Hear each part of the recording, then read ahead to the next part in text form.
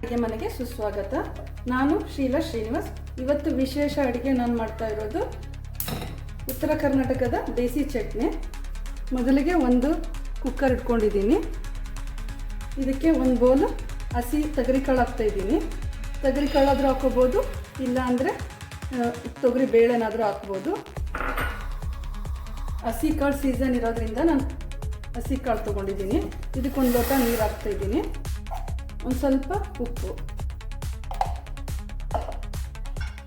ಹಾಕಿ lid close ಮಾಡಬೇಕು. ಒಂದೆರಡು whistle ಕೂಗಿಸ್ಬೇಕು ಇದನ್ನು. ಇನ್ನೊಂದು ಪಾತ್ರೆಯಲ್ಲಿ ನೀರು ಕಾಯಕ್ಕೆ ಇಟ್ಟಿದ್ದೀನಿ. ಇದಕ್ಕೆ ಒಂದು 12 ಹಸಿಮೆಣಸಿನ್ಕಾಯಿ ಹಾಕ್ತಾಯಿದ್ದೀನಿ.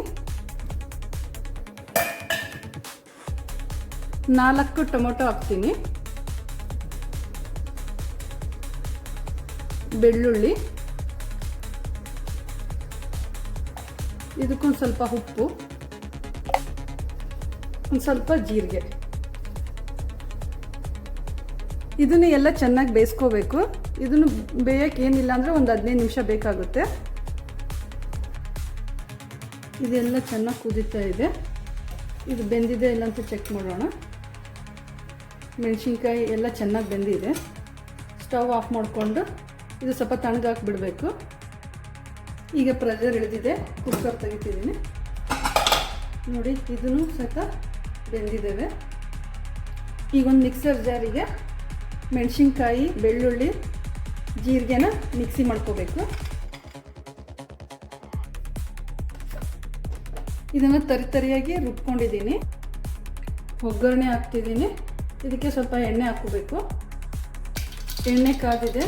ಸಾಸಿವೆ ಹಾಕಬೇಕು, ಜೀರಿಗೆ,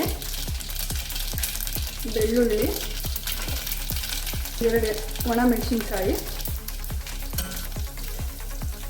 ಕರಿಬೇವು,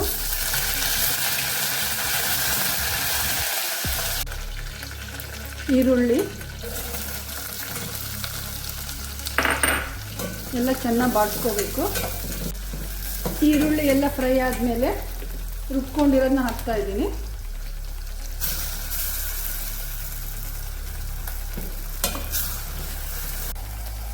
ಸಪ್ರೇಟ್ ಟೊಮೊಟೊನು ಮಿಕ್ಸಿ ಮಾಡ್ಕೋಬೇಕು. ಟೊಮೊಟೊ ರುಬ್ಕೊಂಡಿದ್ದೀನಿ. ರುಬ್ಕೊಂಡಿರೋದನ್ನು ಇದರೊಳಗೆ ಹಾಕ್ತಾಯಿದ್ದೀನಿ. ಎಲ್ಲ ಚೆನ್ನಾಗಿ ಮಿಕ್ಸ್ ಮಾಡಬೇಕು. ಬೇಯಿಸ್ಕೊಂಡಿರೋ ತೊಗರಿಕಾಳು ಹಾಕ್ತಾಯಿದ್ದೀನಿ. ರುಚಿಗೆ ತಕ್ಕಷ್ಟು ಉಪ್ಪು, ಸಾಂಬಾರು ಪುಡಿ 2 ಸ್ಪೂನು,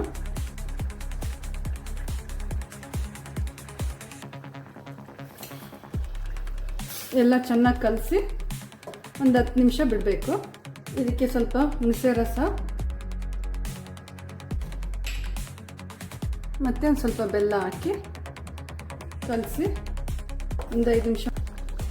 ನಿಮಗೆ ಈ ವಿಡಿಯೋ ಇಷ್ಟ ಆದರೆ ಲೈಕ್, ಶೇರ್ ಆ್ಯಂಡ್ ಸಬ್ಸ್ಕ್ರೈಬ್ ಮಾಡಿ. Thank you. ಸ್ಟವ್ ಆಫ್ ಮಾಡಿ ಲಾಸ್ಟಿಗೆ ಕೊತ್ತಂಬರಿ ಹಾಕಿದರೆ ಬಿಸಿ ಬಿಸಿಯಾದ ದೇಸಿ ಚಟ್ನಿ ರೆಡಿಯಾಗಿದೆ.